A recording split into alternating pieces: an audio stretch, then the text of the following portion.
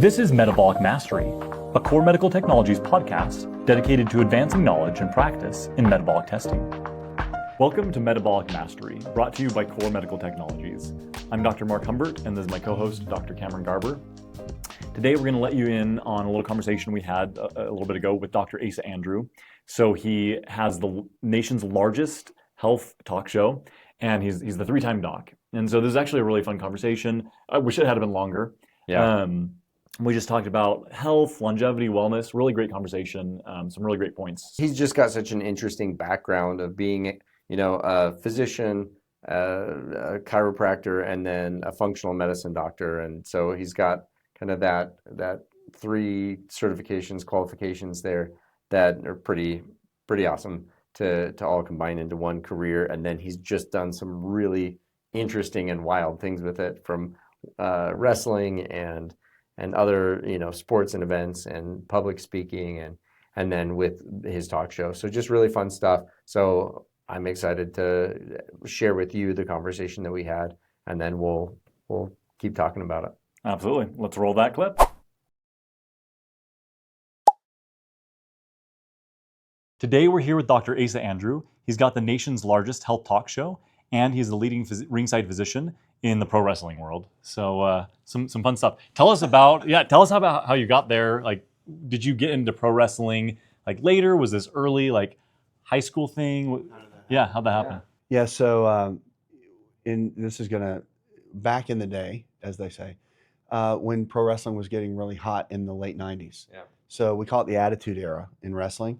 So Stone Cold, The Rock, right? All of those guys that were coming up. I was in college at the time. And I was in Atlanta, and that's where WCW was, which is, that was they called it the Monday Night Wars. So WCW, WWE were going at each other on Monday nights for ratings and all of that. I watched it, and I never watched it growing up. And all the buddies would all get together Monday night, right, and watch it. And I thought, that is the coolest thing, number one. Second thing is I thought, I can do that. Like every guy, right? Right. Mostly when they're drinking at a party going, I can do that. But I was just there, and I just thought, I could do that. Well, one of my really good friends growing up was Jeff Jarrett. And he was, one of the top guys in WWE at the time. And I got in touch with him, and he made a phone call and got me in touch with WCW's training camp in Atlanta. And they had an open tryout. And I went to the open tryout, tried out, made it. So out of 30-something guys, there were 3 of us that made and got contracts with WCW. So right now? No, how old were you at this time? So at the time, I was 27. Yeah. And so anyway, so I got the contract, and I had about 9 months left in my education. So I was studying to get my first doctorate there in Atlanta. And the people that were running it said, go finish your doctorate, because you can't go on the road and do that kind of travel and do the same thing. I was like, okay, great. Well, I went to do that. And then Vince McMahon at the time was making bids, and he bought WCW.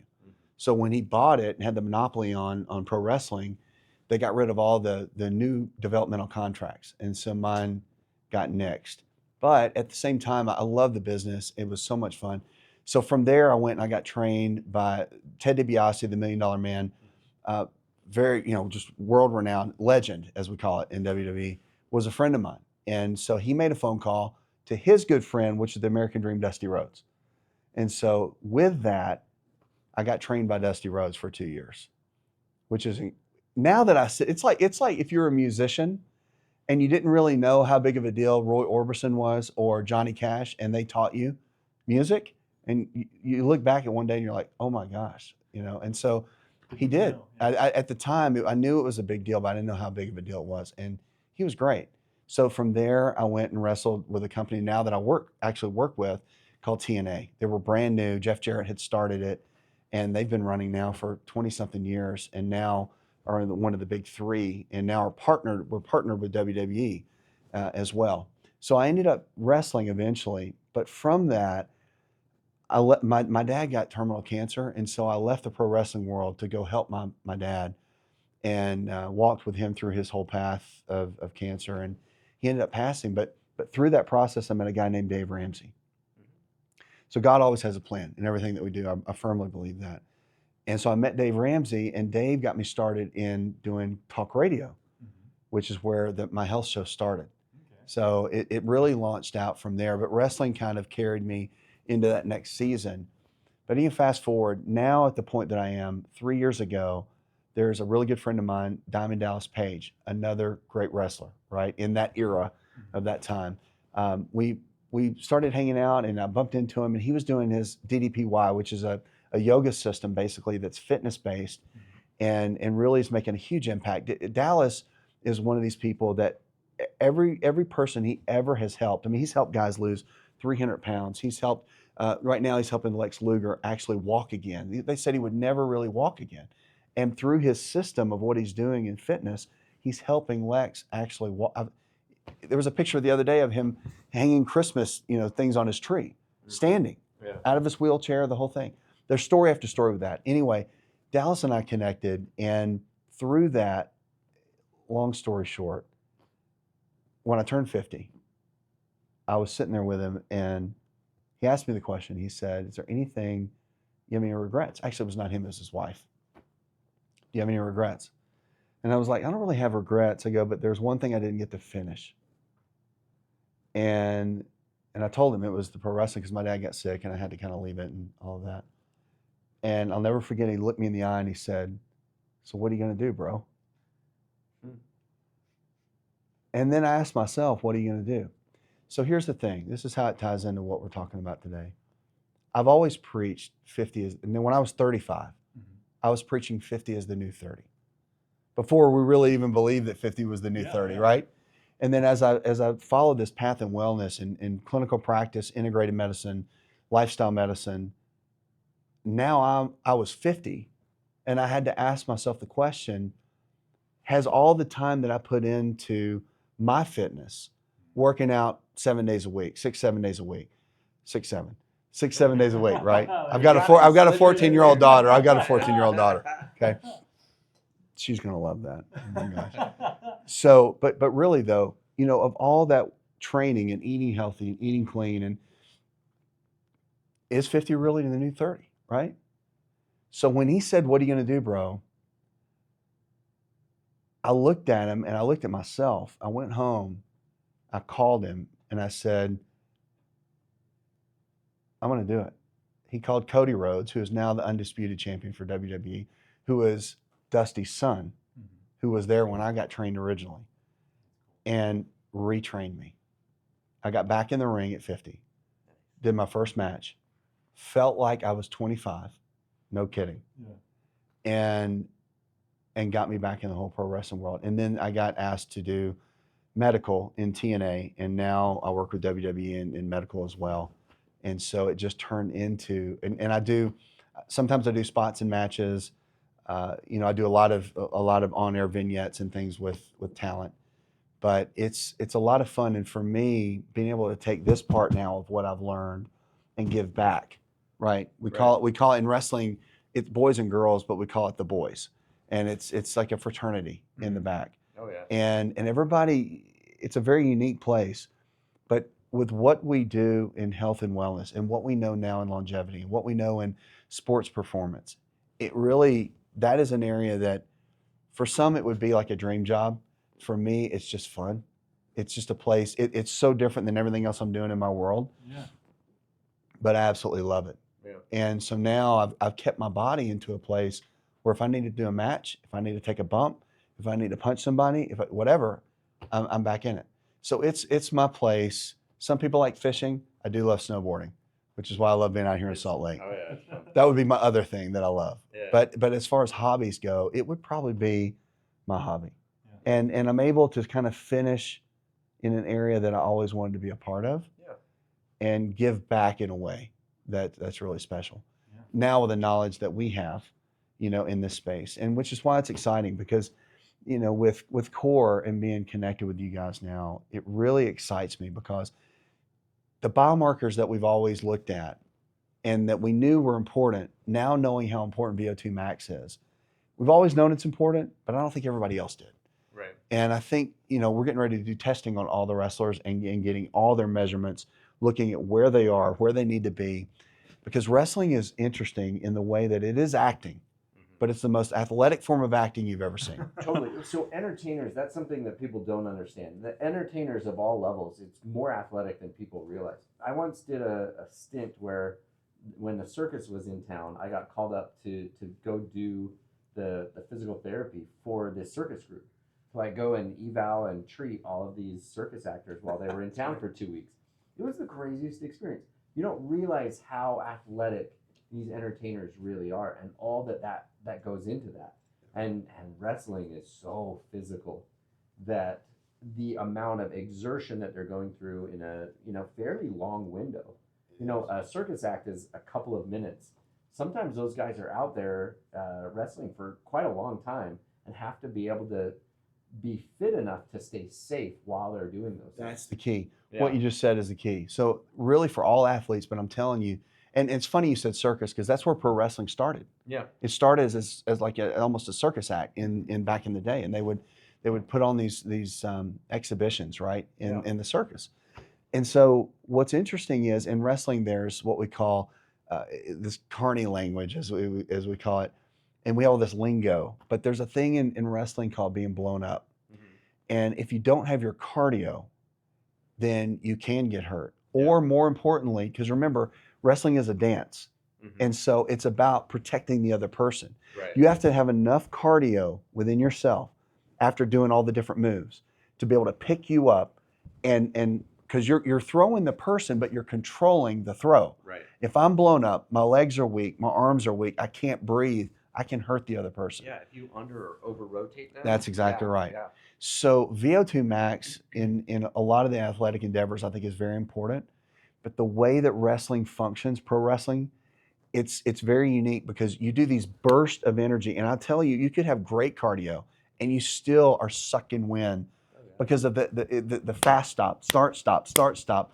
And a lot of times if you see wrestlers when they do all the moves and they both are laying, like if somebody did something and they're laying on the mat, both like they've just been beat up or whatever, they're not beat up, they're breathing. Yeah. Like if you ever see two wrestlers laying there looking at the lights, just kind of sprawling around, they're actually getting their wind back. Yeah. They're both blown up for the most part. They're waiting a second to be able to get their wind. And so VO2 max testing and understanding the different thresholds is so vital for that sport in particular and for their overall health. Because here's the thing, a lot of the wrestlers that you've seen, Hogan included, all die from 70 and under. Yeah. Show me a big wrestler that's lived into their 90s. Right. You can't. So their heart goes bad. And again, there's other things involved. Right. Anabolic steroids, drug abuse, all the things, right? Mental illness. There's 80s, things that, 90s, that's right. Yeah, drug abuse is pretty high. But what's interesting about it is now if you look at the wrestler and their build, they're not huge like Warrior or Hogan, right? They're more like CrossFit athletes, ripped and shredded and jacked. But when I weigh the guys and I'm actually working on them at the events, a guy that looks 250 is only 215. Yeah. But because the camera and the lights and the muscular and all that, they look, huge. But their fitness level and their heart, as far as the condition of their heart and their longevity. That's why you see guys like AJ Styles and all these guys, LA Knight, are all in their late 40s still competing. Yeah. Because they stayed at a certain body weight. They never got on all the drugs. And they worked with what they had because the wrestling stature has become leaner over the years.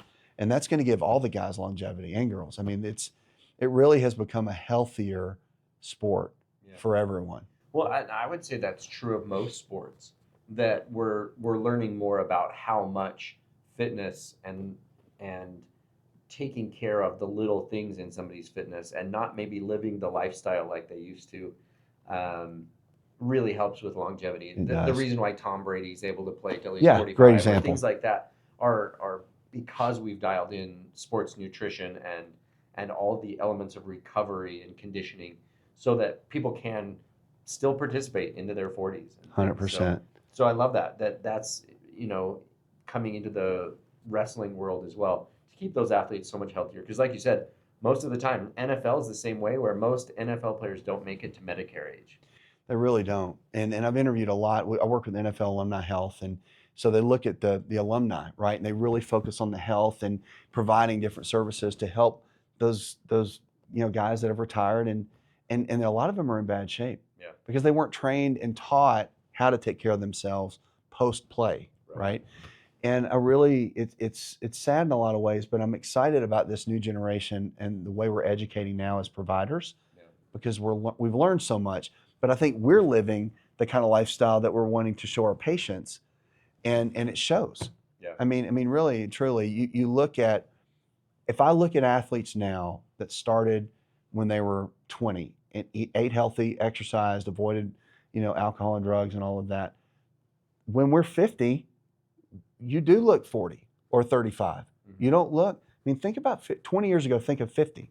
50 was gray hair, penny loafers, no muscle. That was 50. Just about ready to And retire. now Tom Brady is 50, right? Like, that is the new 50. When he looks younger than he did at Exactly. 35 or 30. For sure. Yeah, it's crazy. But anybody that follows that pattern, that keeps their VO2 max, in check, and that makes that a priority, which is why the core technology, I think, that's why I'm here, because I really believe it is the leading edge and voice of technology and markers for any practitioner to make a difference in their practice. You can look at blood work all day long, you can do urinalysis all day long, you can do imaging all day long, and you can do a stress test all day long. If you don't know the exact VO2 max of your patient and you're not monitoring that, you're not giving them the best form of care that they can have. And I'm a firm believer in that. And I'm going to broadcast that and preach that till the cows come home, as we say in the South, because it's very, very important. And the data has been around since 1920 or 28, and we're just now preaching it. It has to change. And you're leading a company with Julie, Allie, and Joe, and everybody here, leading a charge that's going to create a new environment in the entire healthcare setting. It's not just for Olympic athletes. It's not just for pro athletes. It's for the everyday athlete. Right. It's for the mom. It's for the dad. It's for the 70-something that we saw today when we were doing interviews that gained. This guy was 75 and had been following these protocols, right? And he gained 8 pounds of lean muscle in the last year at 75. So you can't tell me it's not possible. No, well, this is what I think, Cameron and I have had this conversation for years. Like, aging, so many things that we associate with aging is not, due to greater years. It's we stopped moving, right? We stopped doing the things that mattered. And that's exactly the message that we want to get out there, is that, like, at any age, you can see marked improvement, right? There's people in their 90s that are still out on the ski slopes. There's people that are in their 90s still running marathons. And definitely that narrative is changing. And that's what we want to do here in such a way that we can bridge that gap between, the healthcare world and the fitness world. I think having this type of data really allows us to bridge that well and bring both sides together, so that all the way from the elite athlete down to, grandma who's just starting to get back into it, had her knee replaced, they can all benefit and they can all improve. And we're getting this baseline data.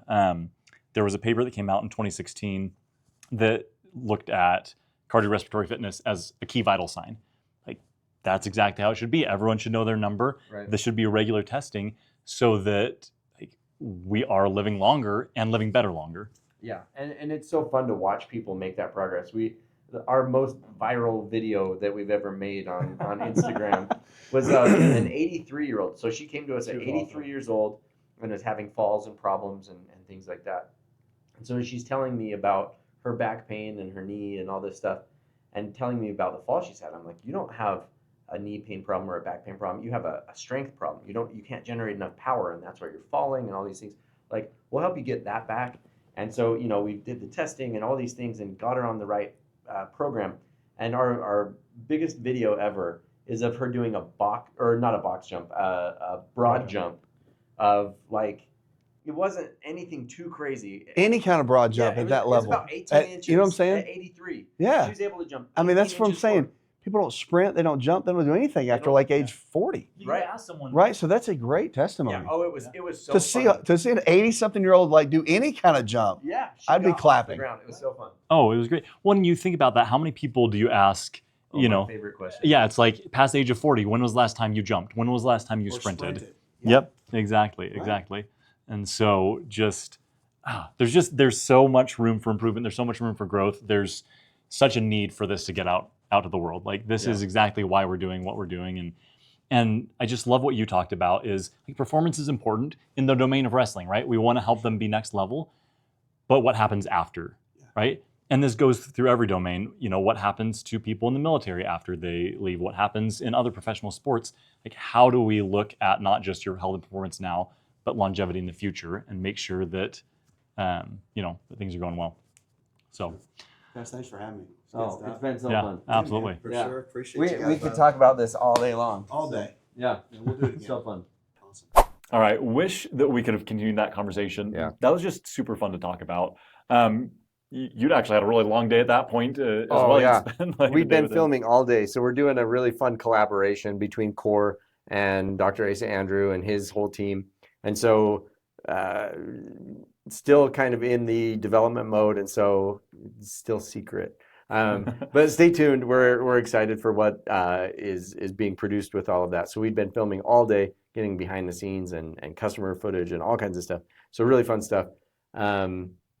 But it was neat to be able to cap off the day with just a conversation, just kind of shooting the breeze about the technology, about its value in life and lifestyle in the clinic. Really helpful. So he was bumping up against his flight. He had to get out of here, and so we had to end it a little bit early because we'd been recording all day long. But we're excited to be able to collaborate with him on this. And clearly he has a passion for VO₂ testing. He's used it in the clinic for a while with our review device, as well as in working with athletes. He's done other things with KORR's equipment. And so we're excited to see what comes with that. Sneak peek, you should be seeing some wrestlers doing some testing in the next little bit, which will be pretty fun in that wrestling world. But it really does highlight that it is for everybody. Yeah. That's kind of where we ended the conversation, was that this testing is for the elite athlete all the way down to your average Joe or Jane. Or really, you don't even have to be average. You can be below average. If you're just starting on a fitness journey and you maybe let your health go, this testing can still really benefit your life and lifestyle. And it's never too early to start. It's never too late to start. And you don't have to be in shape to get started. Yeah. Get the testing done and find out what you need to do with your body and for your body to be able to transform your health and start taking the steps that your body's ready for, instead of following gurus and pseudoscience that you see on Instagram or whatever. Instead, find out for your body what the next best step is. And that's the magic of doing testing with a cardio coach and getting those real values and those real baseline measures that help us to make a plan based on your body. Yeah. Well, I love this idea of just taking the next right step. Mm-hmm. Because I think sometimes when we are going on a fitness journey, right? I want to get my health back. I want to improve this. We just try to do everything at once, right? And it just seems like so much to do. It's like, you know what? I guess it's just too late for me. It's very overwhelming. And so with this, right, it just gives us actionable data so that we really can take the next right step. Yeah. And it doesn't have to be all the steps, but it's the next right one, and then the next right one, and the next right one. And having really good data allows us to just continue to take the next right step. Mm-hmm. You know, we use the data, we observe, we orient, we see how that's worked, and then what tweaks do I need to make? Let's retest, and then go through that iterative process again and again as we move from the next level of health, the next level of health, to the next level of health. And I think what was fun again about this conversation is like the science is so interesting, right? Yeah. Oh. Obviously, like that's part of the reason we're doing this podcast. We're nerds. We love it. We love it. Yeah. But being able to sit down with the three of us and say like, hey, this is great on the science side, so important, but also like, what does this look like in individual people's lives? Right. You know, what does this look like, not just from the science side, but from the human in front of us side? And how do we use it to make that person's life better? How do we use it to help the person who feels like they've tried everything and feels like they're broken? That we can again take this data and say, no, you're not broken. Like this is again the next right step. And I love being able to translate the science into real world practice that helps people change their lives. Right. Well, we always say, and we've said it on this podcast, we've said it before. And we'll say it again. And we'll say it again. That success and progress is measured in moments and not just metrics. And so that's one of the things we were talking about with him is some of those patient cases, those stories of people who were able to see their life transform in meaningful ways because of the testing and because of just taking meaningful steps based on their body in the right direction. And it's not about the speed of the trajectory, but the direction, right? And so it's about moving in the right direction, what's right for your body right now, and then sticking with that for long enough that we actually see those changes happen. And by getting valid data that allows us to treat our body correctly, it allows us to be consistent without the burnout, without the injuries, without all of the things that normally plague us. And so I think that's why that's so powerful and why he's seen that work in his practice. Giving people with the review the right RMR data, being able to really dial in their nutrition and to track whether or not that biomarker, that vital sign of their RMR is showing whether or not they're making the right type of progress. Because weight loss is great, but weight loss in sacrifice of lean mass and bone density and things, that's not as helpful in the long run. We wind up having to pay that toll eventually if we haven't lost weight in a way that preserves lean mass and keeps our body healthy. And so managing that RMR allows us to really do that in a healthier way. And so he had seen that in his practice and just knew that that really is a way that we can do weight loss and do health improvement and health coaching better so that we get more optimal outcomes and less frustration in the journey. Yeah. And honestly, like with the technology where it is now, it's so easy. Yeah. Right? Yeah. It's so much easier to test than it ever has been before. Absolutely. Like we joke about the what do they call it? Like the little drool tube. The mouthpiece and the drool bag with the The drool bag, yeah. With the old metabolic carts, at the university and all that. So uncomfortable, so not fun. Yeah, but now it's so easy, so accessible, right? RMR testing is like sit down and take a nap, right? Put this tube in there. Yeah, it's so much easier than it used to be. So much more comfortable, and you're not literally having to collect your drool in a bag as you're running as hard as you can. Yeah. Anyway, we'll move on from that image. It just really is a much better science or application of the science. The science is actually quite old. It's just applying that better because technology has improved, software has improved. Our ability to analyze the results in the Cardio Coach software is so much better. And it's so fun to be able to show somebody the story of their health and fitness and use that kind of crystal ball like we've talked about of showing them how they have been training, where they're at, and then the actionable steps of what to do next. It's so rare that we have something that tells us what to do next. Yeah. And so being able to see that with a cardio coach and say, okay, here's our next steps. You were pretty good at this and this, but we're deficient here and here. And so these are the next things that we want to do to help you improve, help you take that next step. And here's all the ways that you have improved so that we can be encouraging as well and say, these are the areas where you've made improvements. These are areas where you've jumped. I was just showing a customer that they asked, how do we compare test to test? And you can select multiple of that patient's tests and then compare them side by side and see those key markers of where they've made improvements. And it's so fun when you can show somebody, actually, you're moving much more air than you were able to move before. Your lungs are functioning better. And your VO2 max has improved by X percent, but you went from a 41 to a 46, and you've improved in how long the test you were able to endure as well, and your peak heart rate is increased, and all of these things that show that your heart and lungs and muscles are functioning better so that you're able to burn more calories, that you've built this bigger engine that's more capable of doing work. So exciting to show people how that works. Oh, for sure. Well, and just highlighting the point that it's not just one thing. It's this dashboard that we can look at and say, here's all the ways that you're improving. Here's all the places that we can still address. And yeah, it's just... it's beyond just that VO2 max number. And I think, again, it's so helpful that we are... It's kind of a buzzword, right? VO2 max. It's so helpful that we're saying, hey, look at this, get this tested, right? There's good evidence on VO2 max and longevity. Oh, super important number. So important. But understanding it in the context of all these other things that are going on gives us a more complete picture of where to go next.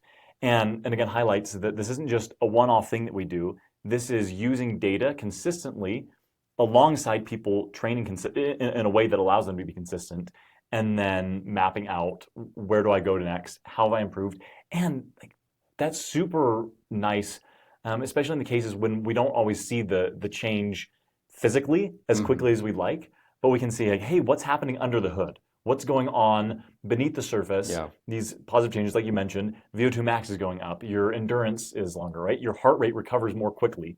All of these things can be changing, even though you may look fairly similar on the outside, and you might feel somewhat similar. We can say like, hey, keep going, keep doing this. This is working. We have evidence to show that those interventions are working.